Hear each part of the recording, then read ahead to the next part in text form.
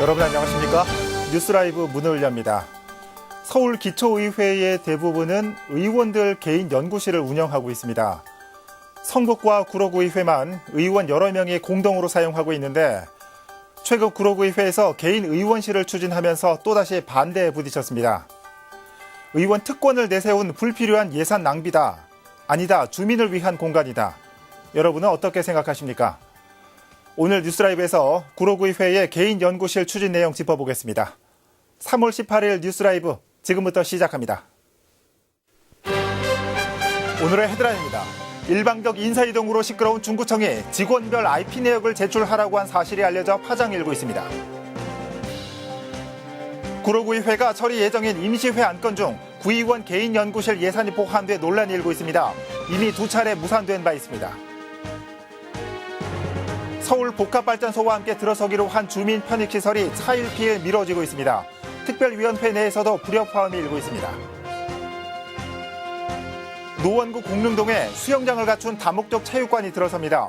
내후년 공사에 들어가 2022년부터 이용할 수 있을 전망입니다.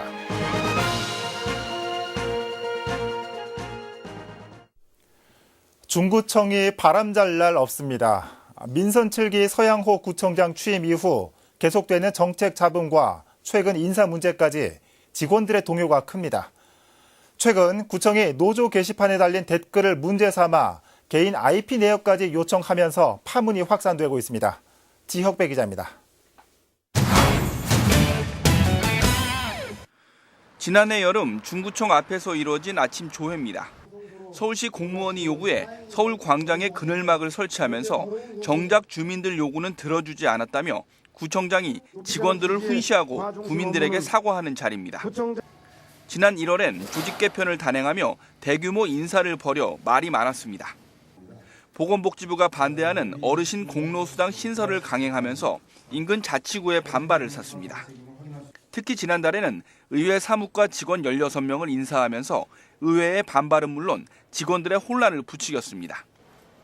이런 상황에서 지난 6일 전국공무원노조 중구지부 게시판에 올라온 한 팀장의 글이 파장을 몰고 왔습니다.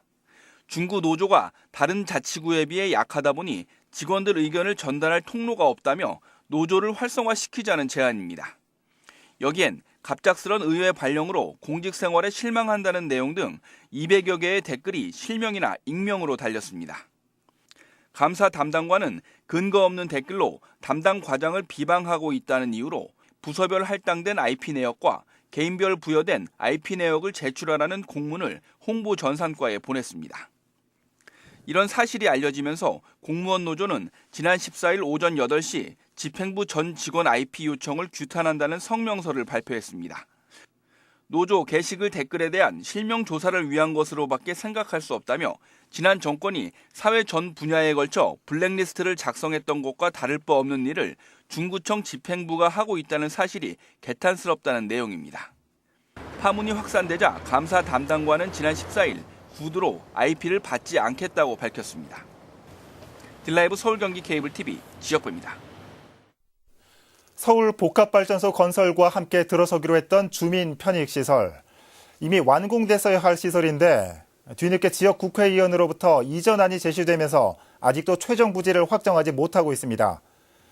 이와 관련해 마포구의회는 편익시설 건립을 촉구하기 위한 특별위원회를 구성했는데 5개월이 지난 지금까지도 구청은 부지를 정하지 못하고 있고 위원회 내부에 미묘한 견해차도 존재할 보입니다. 천서영 기자입니다. 주민편익시설 특별위원회가 가동된 지 5개월여. 하지만 구청은 조금도 진도를 빼지 못했습니다.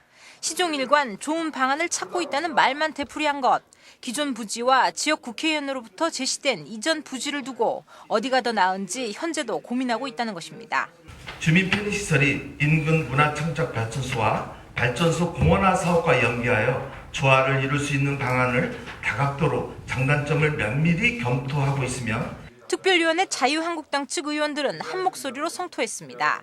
이미 땅이 확정됐고 건물을 짓기 위한 행정 절차 또한 다 진행됐는데 부지를 결정하지 못했다는 게 무슨 소리나는 겁니다. 지적부에 등재되고 지번까지 부여받은 마포구 소유의 재산으로 확정이 됐는데 뭘 확정 얘기를 하냐고 그래요.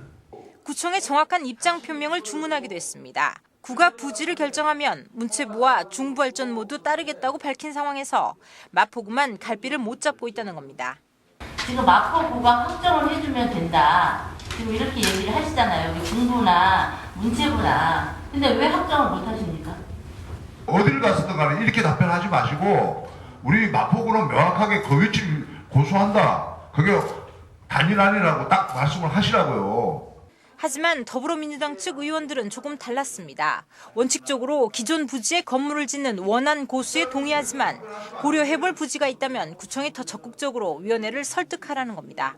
많이 바뀌었을 텐데 거기에 대해서 위원님들께 설득을 해야지 그냥 무작정 검토해보겠습니다. 종합적으로. 아니 종합적이라면 종합적으로 우리 위원들한테 대안을 제시를 해야 되는데 그게 아니지 않습니까?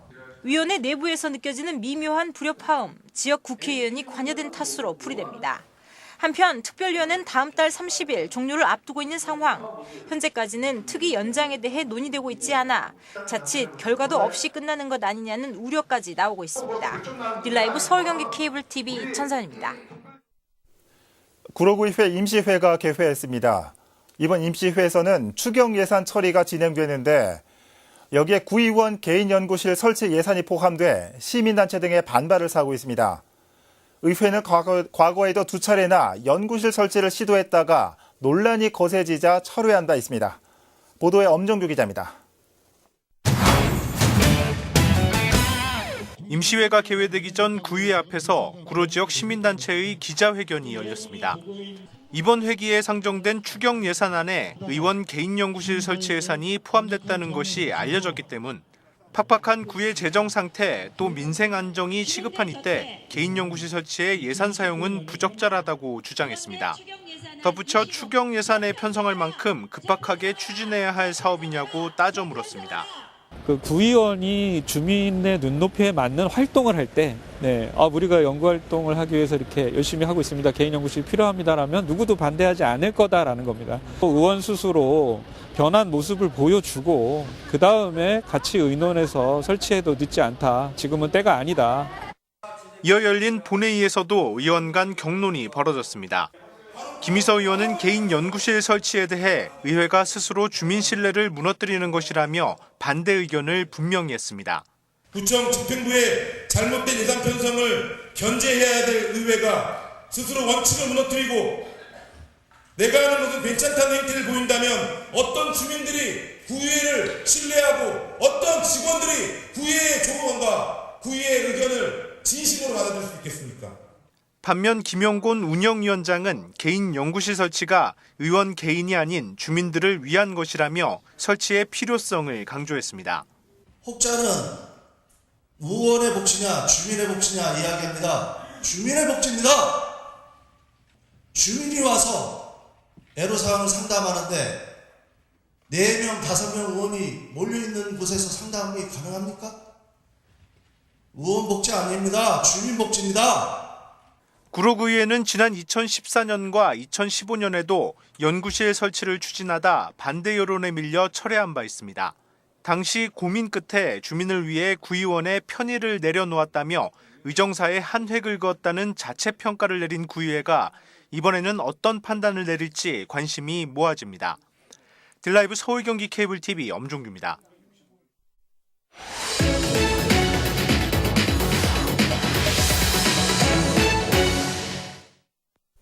광명에서 서울을 잇는 서서울 고속도로 건설과 관련해 해당 지역 주민들의 반발의 목소리 저희 뉴스 시간을 통해 여러 번 전달해 드렸습니다.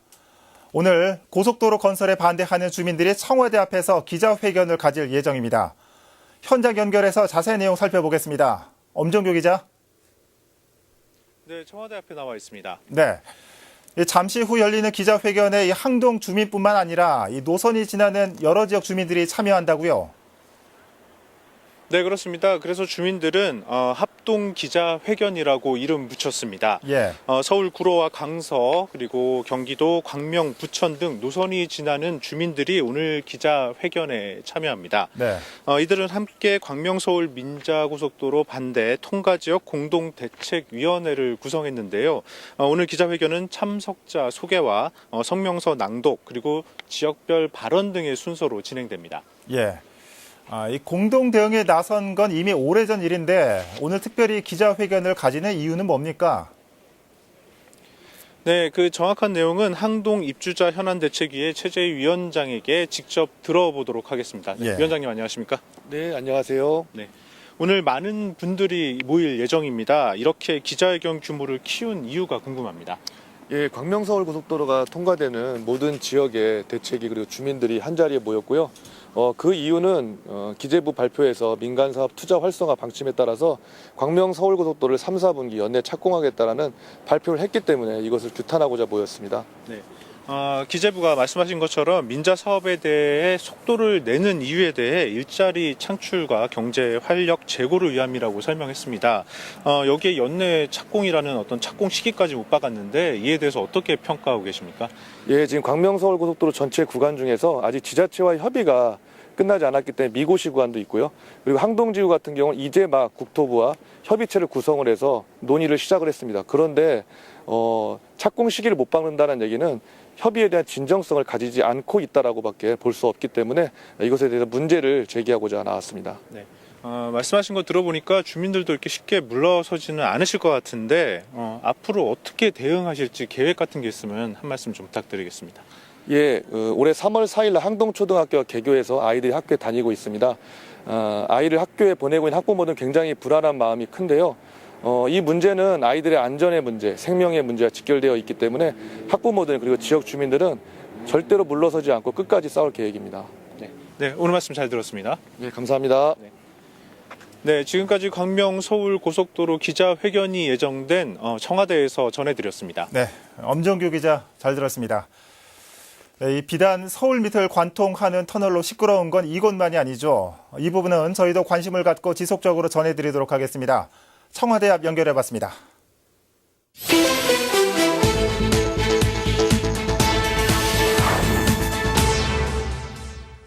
오늘 새벽 2시쯤 금천구 가산동의 한 빌딩에서 불이 났습니다.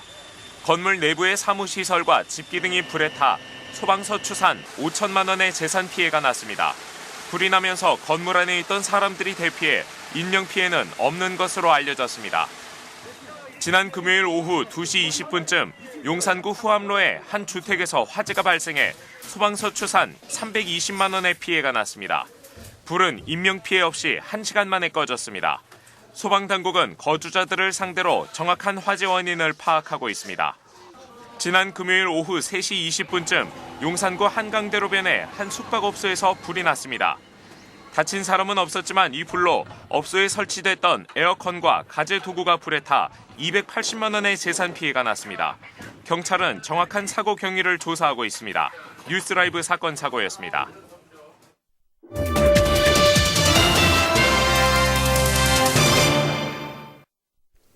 어린이집에 다니는 아이가 밥은 잘 먹는지, 교육은 잘 받는지 부모들의 걱정이 이만저만이 아닙니다. 그만큼 신뢰와 만족도가 높은 어린이집을 선호할 수밖에 없을 텐데요. 믿고 맡길 수 있는 어린이집을 만들겠다며 원장들이 청렴 결의대회를 마련했습니다. 지혁배 기자입니다. 우리는 영유아의 건강한 성장과 발달을 지원하는 보육인으로서 직무상의 윤리적 책임을 다하여 국공립과 민간, 가정과 직장 어린이집 원장들이 청렴을 결의했습니다. 최근 유치원 운영비를 유용한 사례가 심심치 않게 적발되고 있는 상황에서 어린이집의 보조금 부정수급 근절과 투명하고 건전한 운영을 결의대회를 통해 공개적으로 약속한 겁니다. 그래서 부모님들이 처음부터 어린이집을 볼 수 있게 완전히 개방을 해드려서 안내를 해드리고 아이들이 발달을 하기 때문에 발달에 맞는 결과물을 발달 평가서라든지 해서 보내드리거나 부모 상담을 하거나 해서 소통으로 저희가 진행하기 때문에 부모님들이 믿고 안심하게 맡기실 수 있는 어린이집이 될 거고 어린이집 투명 운영을 위한 청렴 결의대회에는 강남구 의회도 동참했습니다. 지난해 보육인 장기 근속 수당 신설 예산안을 통과시켰는데 올해는 영세반 운영비 지원제도 신설에 지원을 아끼지 않겠다는 약속입니다. 어린이집 원장님과 보육인들의 사기 증진을 위해서 의회에서 지원을 아끼지 않고 있습니다. 먼저 올해는 저희가 근속수당을 보육인들에게 지원할 수 있도록 신설을 했고요. 또 추경 예산에는 영세반 어린이들을 운영하는 데 어려움이 있다는 호소에 따라서 영세방 운영비에 대한 지원을 예산 편성을 현재 해놓은 상황입니다. 강남구에는 구립 57개를 포함해 모두 212개의 어린이집이 있습니다. 딜라이브 서울 경기 케이블 TV 지역부입니다. 지난 2012년 12월 서울시 교육청은 중랑구에 특수학교를 설립하겠다는 계획을 세웠습니다. 하지만 부지 선정에 어려움을 겪으며 계획은 6년 넘게 표류되어 왔습니다. 드디어 교육청이 부지를 정했고 땅 주인과 협상을 앞두고 있습니다. 보도에 김동은 기자입니다. 중랑구에 설립되는 특수학교, 가칭 동진학교 부지 선정에 가닥이 잡히고 있습니다. 최근 서울시 교육청은 신내동 일대 사유지를 부지로 확정하고 소유자와 매수 협의를 앞두고 있다고 밝혔습니다. 지난 2012년 동진학교 설립 계획이 처음 수립됐고 부지 선정까지는 6년 넘게 걸렸습니다. 당초 교육청은 묵동 태능중학교 내 남는 공간에 특수학교를 건립할 계획이었지만 주민들의 반대로 무산됐기 때문입니다. 마침내 마땅한 부지를 찾았지만 여전히 넘어야 할 산은 많습니다. 토지 소유주와의 협의가 이루어지더라도 해당 부지가 개발 제한 구역이기 때문에 행정기관의 관리계획 변경이 필요합니다. 주민들의 반대 역시 최대 난관으로 꼽히고 있습니다. 또 현재 부지 위치에 관해 구청과 교육청 간 이견이 있는 것으로 알려져 이 역시 변수로 작용할 전망입니다. 한편 동진학교는 중랑구에 생기는 첫 특수학교로 장애학생 111명을 수용할 수 있는 규모입니다. 계획대로 진행되면 2022년 3월 개교 예정입니다. 딜라이브 서울 경기 케이블 TV 김동훈입니다. 생활체육 불모지인 노원구 공릉동에 수영장을 갖춘 다목적 체육관이 들어섭니다. 노원구는 정부로부터 예산 지원도 확보했다고 밝혔습니다. 박선화 기자의 보도입니다. 노원구의 종합체육관은 두 곳입니다. 월계동 월계문화체육센터, 중계동 불암 종합스타디움입니다. 지역 인구의 15%를 차지하면서 생활체육 인구가 많은 공릉동 지역은 단 한 곳도 없습니다. 주민들은 체육시설 건립에 목말라 있습니다. 이에 노원구가 공릉동 종합체육센터 건립 소식을 알려왔습니다. 장소는 공릉 2동 228번지 일대로 현재는 재개발 지역인 곳입니다. 구는 조합으로부터 부지를 기부채납 받아 체육관을 세울 구상이라고 밝혔습니다. 지하 1층은 수영장과 지상 1층 수영장 상부, 지상 2층은 다목적 체육관, 옥상은 산책로와 정원이 들어설 예정입니다. 고등학교 체육관 정도의 규모입니다. 노원구는 주민이 이용하기에 넉넉할 것이라고 설명했습니다. 총 사업비는 95억 원, 정부 사업에 선정돼 예산을 확보했으며 서울시 지원도 이끌어냈다고 밝혔습니다. 아울러 이번에 문화체육관광부가 주관한 2019년 생활체육시설 확충 지원 사업 공모에 선정이 돼서 국비 30억을 가져오게 되고 또 추가로 시비 42억, 총 72억 정도를 확보해 노원구는 연내까지 공유재산 심의와 타당성 조사, 서울시 투자 심사를 진행한다고 밝혔습니다. 오는 2021년 착공에 들어가 2022년 준공한다는 방침입니다. 딜라이브 서울 경기 케이블 TV 박선아입니다. 종로구 정동 사거리는 출퇴근 시간뿐만 아니라 평소에도 극심한 교통정체로 몸살을 앓고 있습니다. 기형적인 교차로가 원인으로 꼽히고 있는데 올 연말에는 이 일대 교통 상황이 조금 더 나아질 것으로 보입니다. 지혁배 기자입니다.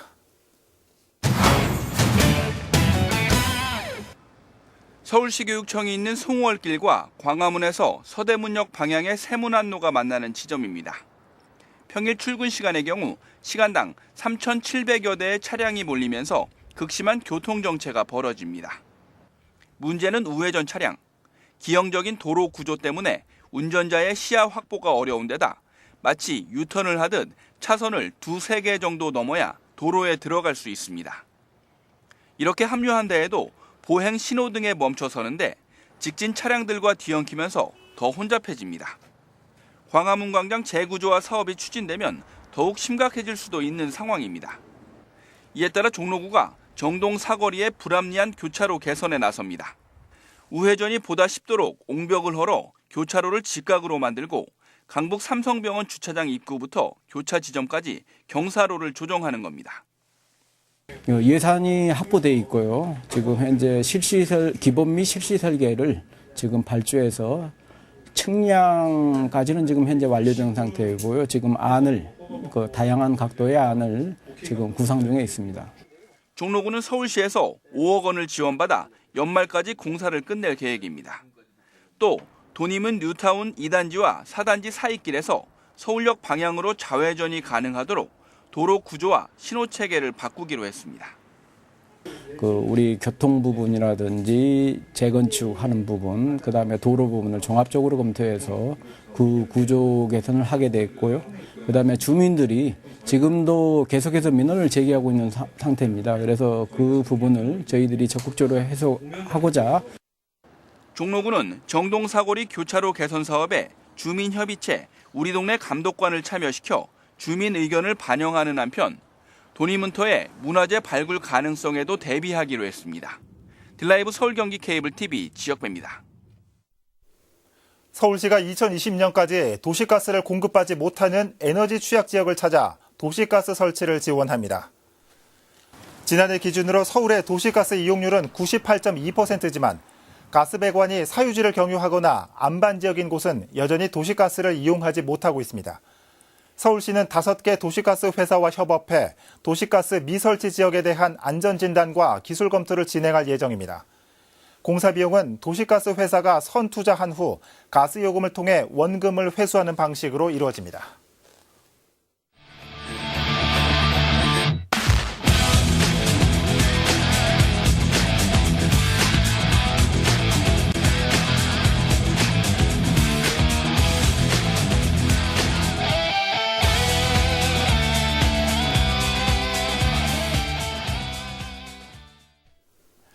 이미 서울 곳곳은 봄꽃이 싹을 틔우고 있습니다. 산수유와 매화꽃이 만발한 봉은사에는 지난 주말 많은 상춘객들이 찾았다고 하죠. 하지만 이 전철역마다 역세권 청년주택을 짓겠다는 서울시의 어제 발표에도 기대보다는 우려가 앞서고 청년 체감 실업률도 여전히 한겨울인 걸 보면 자연은 한결같아도 인간사는 그렇지 못하다는 걸 다시 한번 보여주는 것 같습니다. 뉴스라이브 마칩니다. 시청해주셔서 고맙습니다.